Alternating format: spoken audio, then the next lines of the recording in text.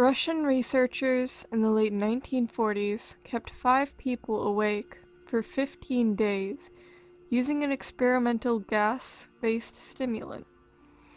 They were kept in a sealed environment to carefully monitor their oxygen intake so the gas didn't kill them, since it was toxic in high concentrations. This was before closed-circuit cameras, so they had only microphones and 5-inch thick glass porthole-sized windows into the chamber to monitor them. The chamber was stocked with books, cots to sleep on but no bedding, running water and toilet, and enough dried food to last all 5 for over a month. The test subjects were political prisoners deemed enemies of the state during World War II. Everything was fine for the first 5 days. The subjects hardly complained, having been promised, falsely, that they would be freed if they submitted to the test and did not sleep for 30 days. Their conversations and activities were monitored, and it was noted that they continued to talk about increasingly traumatic incidents in their past, and the general tone of their conversations took on a darker aspect after the 4-day mark. After 5 days, they started to complain about the circumstances and events that led them to where they were, and started to demonstrate severe paranoia. They stopped talking to each other and began alternately whispering to the microphones in one-way mirrored portholes.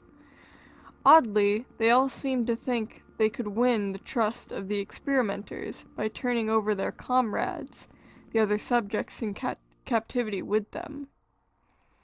At first, the researchers suspected this was an effect of the gas itself. After 9 days, the first of them started screaming. He ran the length of the chamber, repeatedly yelling at the top of his lungs for 3 hours straight. He continued attempting to scream, but was only able to produce occasional squeaks. The researchers postulated that he had physically torn his vocal cords. The most surprising thing about this behavior is how the other captives reacted to it. Or rather didn't react to it. They continued whispering to the microphones until the second of the captives started to scream. The 2 non-screaming captives took the books apart, smeared page after page with their own feces, and pasted them calmly over the glass portholes. The screaming promptly stopped.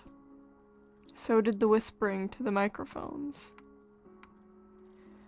After 3 more days passed, the researchers checked the microphones hourly to make sure they were working, since they thought it impossible that no sound could be coming with 5 people inside.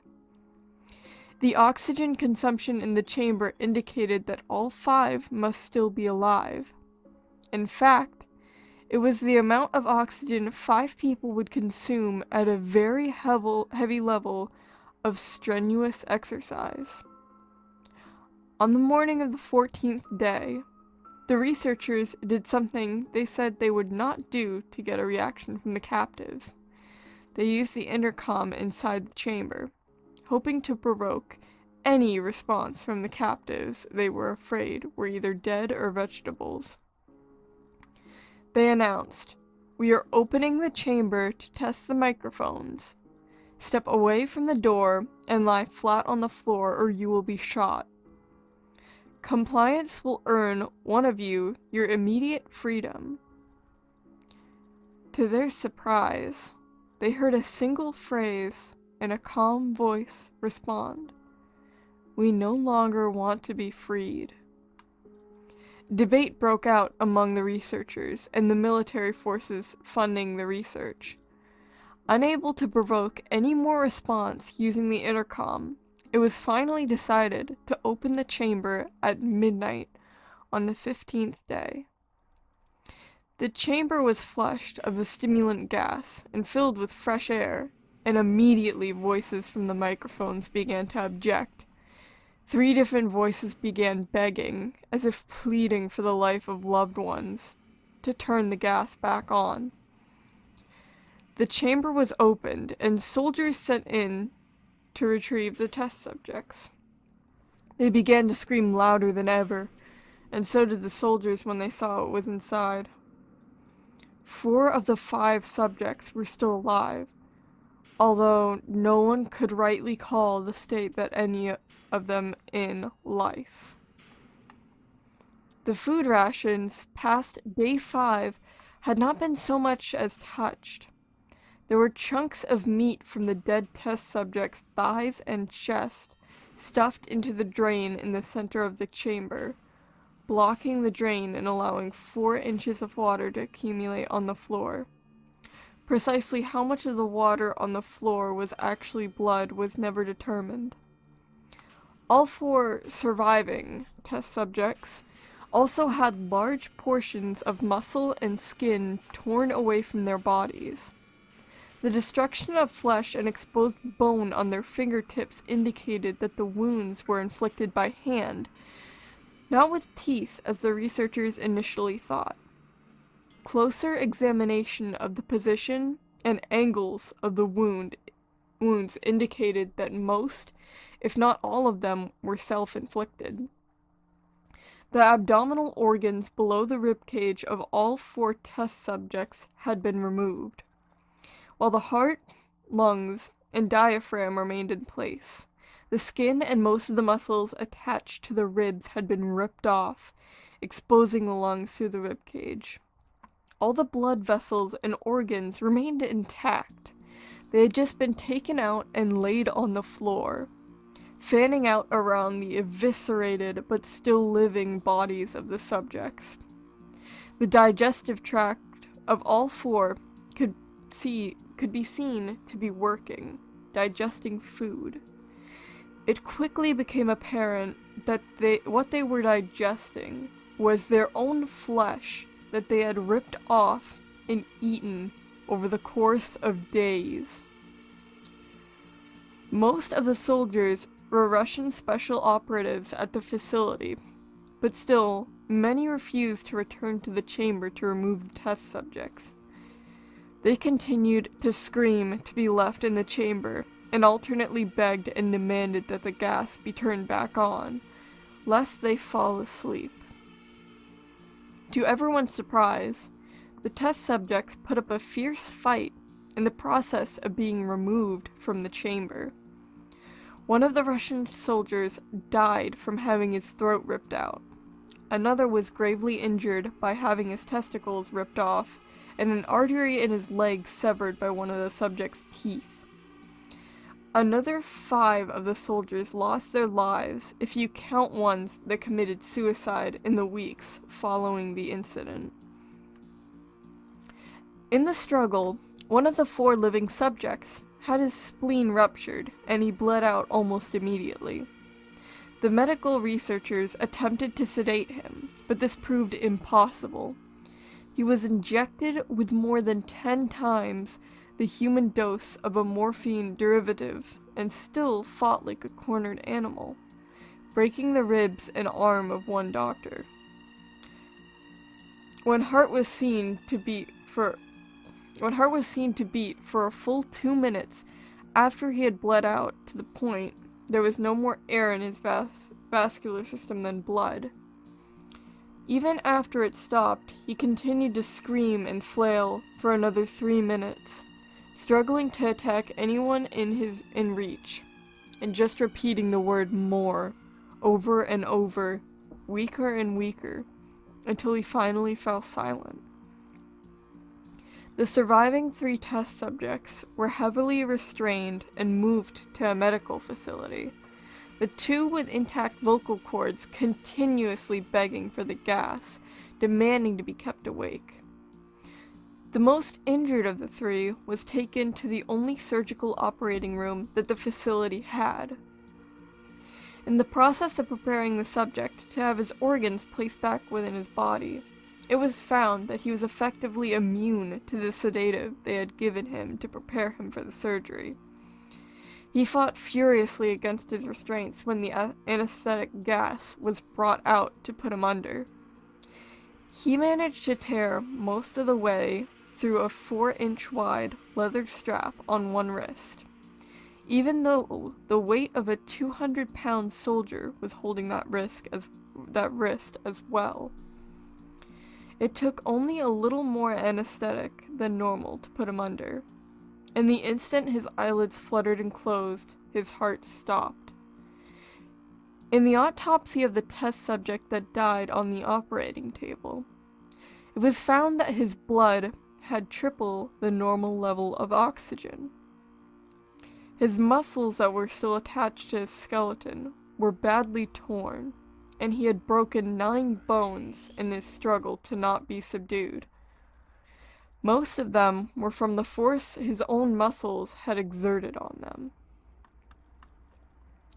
The second survivor had been the first of the group of 5 to start screaming. His vocal cords destroyed, he was unable to beg or object to surgery, and he only reacted by shaking his head violently in disapproval when the anesthetic gas was brought near him.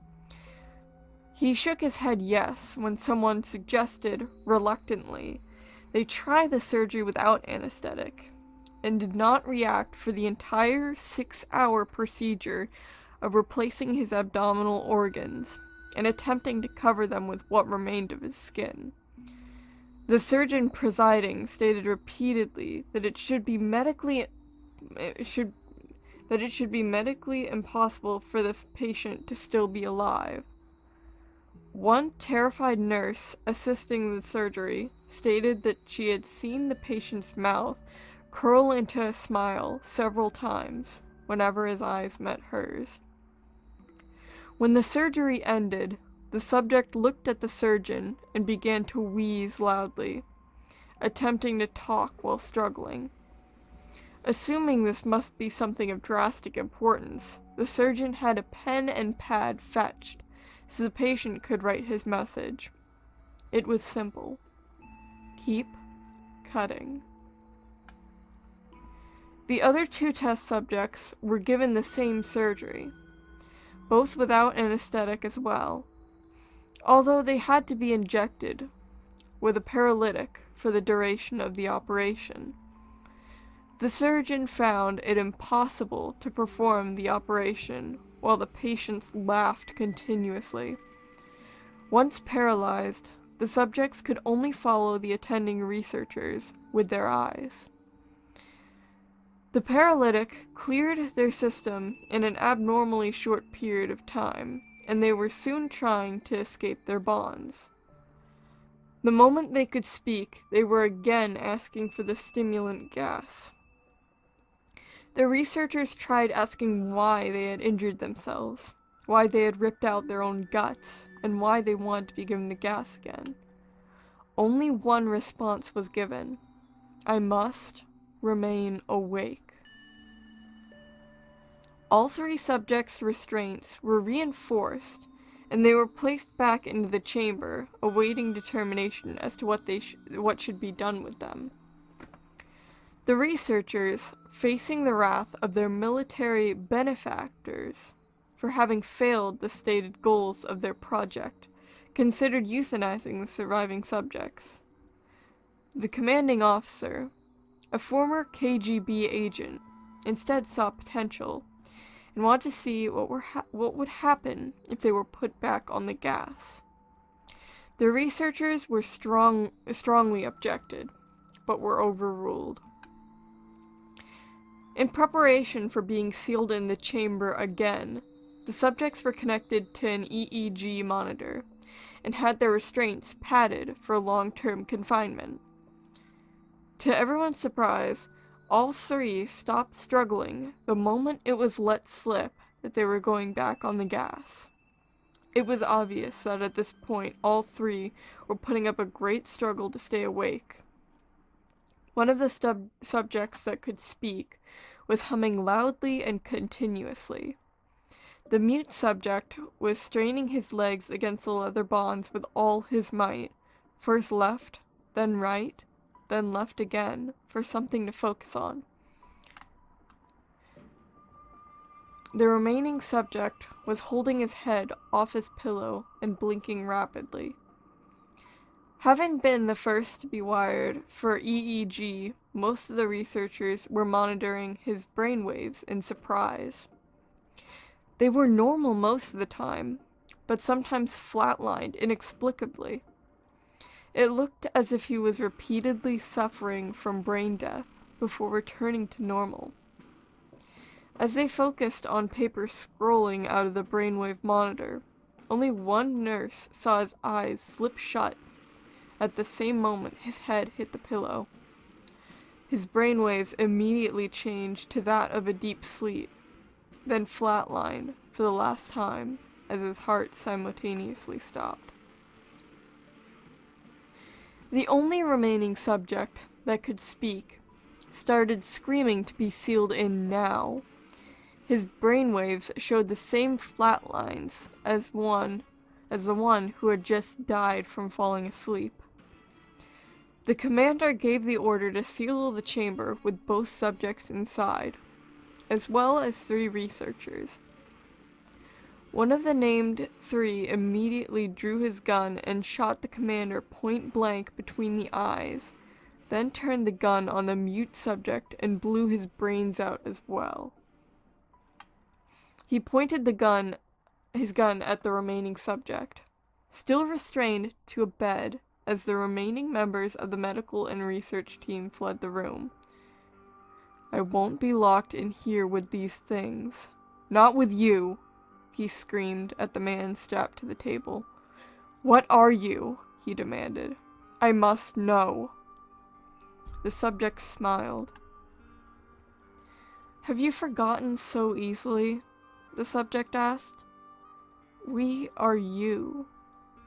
We are the madness that lurks within you all, begging to be free at every moment in your deepest animal mind. We are what you hide from in your beds every night. We are what you sedate into silence and paralysis when you go to the nocturnal haven where we cannot tread." The researcher paused, then aimed at the subject's heart and fired. The EEG flatlined as the subject weakly choked out, "So nearly free."